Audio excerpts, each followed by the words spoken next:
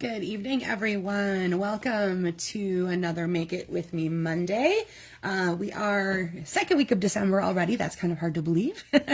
And so I will be bringing to you tonight a layout that is based off one of the sketches on page 22 of the annual catalog.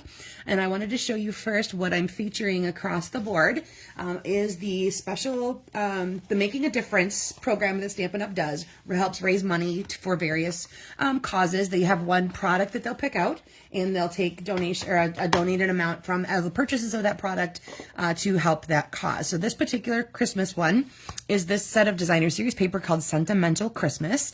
The patterns, they really do have that like old world Christmassy feel to them. Super cute, a great color palette, everything from your normal reds and greens to pretty peacock. You've got a little pecan pie happening in there, all different kinds of fun ones in there. And they're going to give $3 of this to various charities around the world that help support children's literature. So I like the way they kind of promoted this in this catalog here, where they wrap books in that designer series paper. And again, I'm going to be using this throughout all of my samples tonight. This is on the current last chance list that has been out now. And I will send links later tonight with all the information so you can follow what's going on there. Last chance items means that it's not going to carry over into the online store or into a future catalog. And so once they're gone, they're gone. So you want to make sure that you catch all those that you want before they disappear out of the holiday mini catalog. Alrighty. So again, tonight I'm using the Sentimental Christmas designer series paper, and here is what you need to craft along with me. So we are going to do a piece of cardstock that is a 4 1/4 by 11 and then scored at 5 1/2. I'm going to be using pecan pie.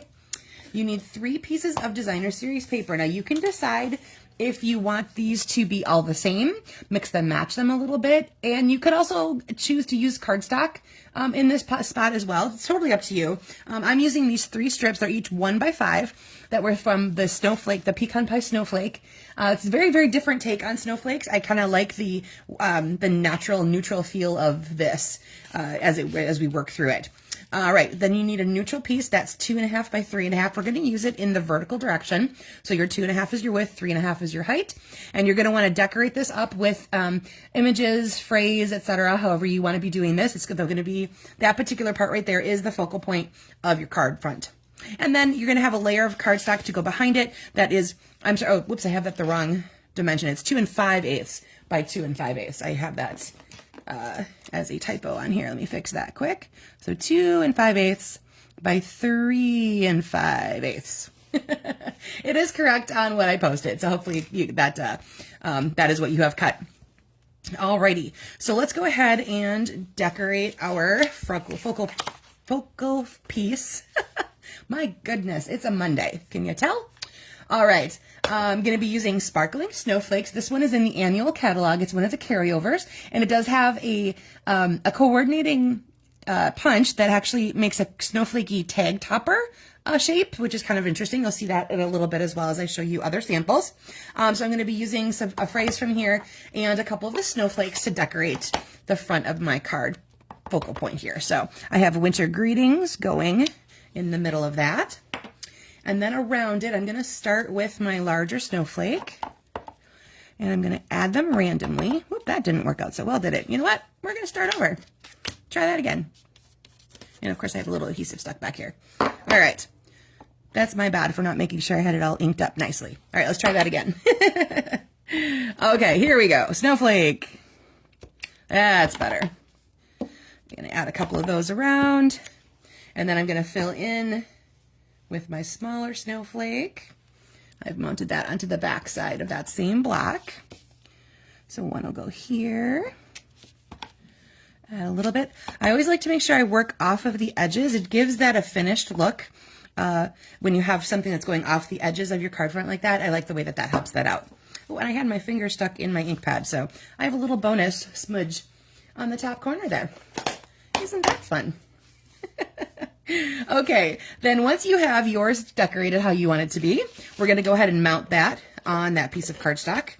That again was 2 5/8 by 3 5/8. It should leave a nice thin border around your focal piece for the front of your card. All right, now you can go ahead and set that aside. excuse me, goodness. Grab your 3 strips of designer series paper and your card base. And, oh, my bone folder is hiding over here tonight. I'm gonna go ahead and give that a nice crease.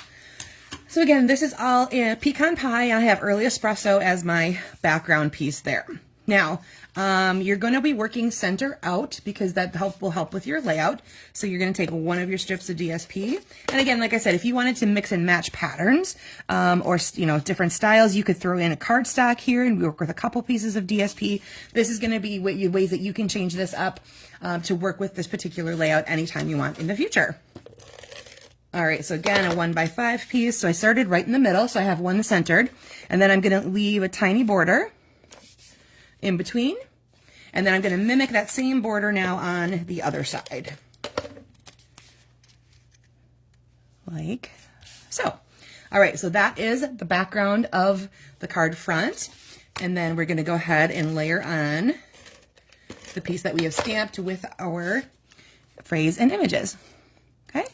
So that is the basic design right there. So this again is one of the card sketches on page 22 of the annual catalog. It's sketch number, I forgot to write that down. I will put that into my notes when I post it, which one this is. I think it might be 17. So if you count across the top row, there's 11, and then you'd pick 12 and go through 22 on there. So there's 22 layouts on page 22 of the annual catalog.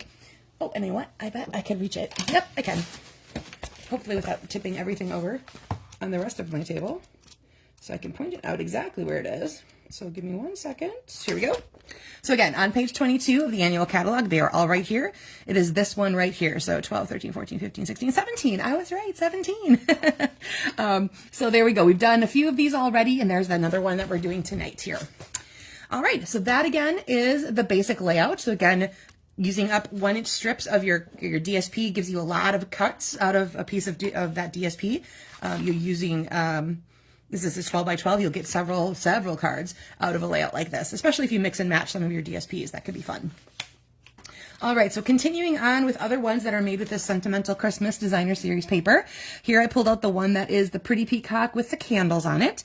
And I grabbed my Winterly Treetops stamp set. It's the one that has the winter birds in it, but it also has this really pretty bow. So I used that there. And then I grabbed Greetings of the Season for my season's greetings, aptly enough. I decided to add a layer to, I popped up this layer, I should say, because I put some ribbon behind it. This is that pretty velvety cream ribbon that's in the online store, and it is on the last chance list as well. I might snap up another package or two of that because I really do like it. I'm not usually a velvety type person, but this one actually is really, really smooth and easy to work with, and I love this cream color. It fits in nicely with a bunch of different, colors. With the basic beige and the very vanilla, it looks really, really pretty amongst those guys right there. And then, of course, I colored my bow with some blends. All right, then I took out Merriest Trees. This is also one that is in the annual catalog as a carryover. It has a matching die set. And the cool thing is there's one really large tree stamp. And then there's different dies for you to cut it off at different layers. You can make varying sizes of trees or just pop up one section in that. So I eliminated one entire section of the tree. So it's actually one layer longer than what you see here. But this fit really perfectly onto this particular focal point piece here. So I'm using Pretty Peacock, again, because it's in this color of the DSP as well. And I have this on basic beige as my card base. And I used the peacock and clear dots, no, not clear. Where did they go? I have this written down. Where did I put it? Oh, here we go. Petal pink. There we go. Petal pink and peacock foil dots. I use them as ornaments on my tree. And then also part of that die set is that star that I used out of the crushed curry. So that again is using the Merriest Trees along with the Sentimental Christmas DSP. So here's another one with Merriest Trees. I've got basic beige going on here as well.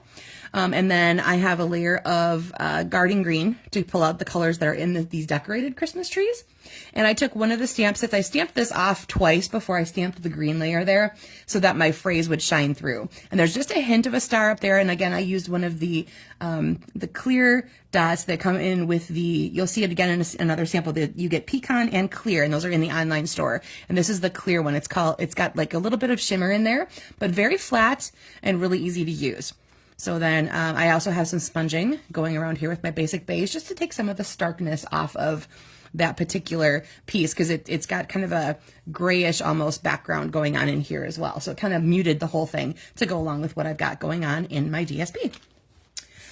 All right, and for the last one, here we go. I have another phrase from Greetings of the Season that takes up most of my focal point part right there. And as you can see this time, I added layers to each of the strips as opposed to this one where I added a layer, one whole solid layer, and then put each strip onto that. So a couple different ways that you can be layering with these guys here. So each individual part is layered along with my focal point normally layered. And I fussy cut, I should say, one of the bouquets out of that particular piece of DSP to add just into the corner here. And a little bit of rhinestones for bling.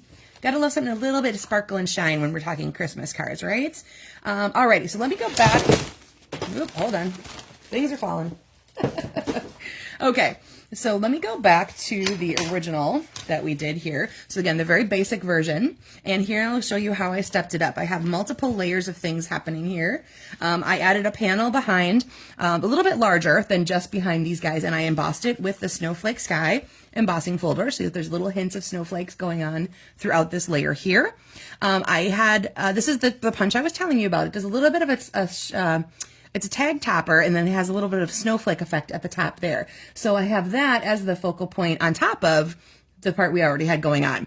That I just randomly stamped with the snowflakes. It has both solid and detailed versions. So you can see here's your solid version, here's your detailed version. So you could do either stamping this off and then putting this one directly on top, or if you're going with multiple colors, you could use like a balmy blue here and a navy blue here. So you'll have color variants throughout your snowflake if you do that with those guys there.